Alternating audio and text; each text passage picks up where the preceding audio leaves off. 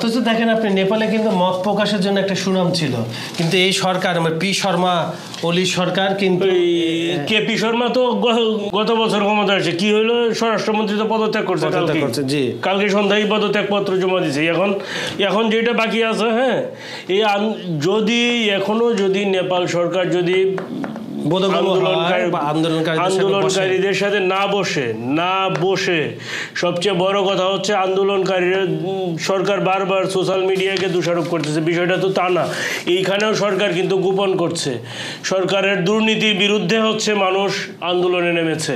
সেই আন্দোলনের যে প্ল্যাটফর্মটা, সেটা সামাজিক যোগাযোগ মাধ্যমেই তারা করেছে, যেটা হচ্ছে নেপুজেন বা নেপু কিড, তারপরে এইরকম নাম দিয়ে তারা, হ্যাঁ, নেপু বেবিজ এরকম নাম দিয়ে গ্রুপ করেছে। তো যেটা হচ্ছে সরকার যতই বলুক যে বিদ্বেষমূলক বক্তব্য দেওয়া হচ্ছে, এখন আপনি দুর্নীতি করবেন, আপনার বিরুদ্ধে যদি একজন কথা বলে তাহলে সেটা বিদ্বেষ হয়ে গেল। আগে আপনি আপনার নিজের দুর্নীতি বন্ধ করেন, যারা দুর্নীতির সাথে জড়িত তাদের বিরুদ্ধে ব্যবস্থা নেন এবং কঠোর ব্যবস্থা নেন, যাতে পরবর্তীতে কেউ দুর্নীতি না করতে সাহস না পায়। তারপরে আপনি বলেন যে আমি দুর্নীতির বিরুদ্ধে এই ব্যবস্থা নিয়েছি, এখন দেশের মানুষ কি বলে। তারপরে জনমত জরিপ করেন, দেশের মানুষ যেভাবে চায় সেইভাবে করেন, তাহলে তো এত ঝামেলা হয় না।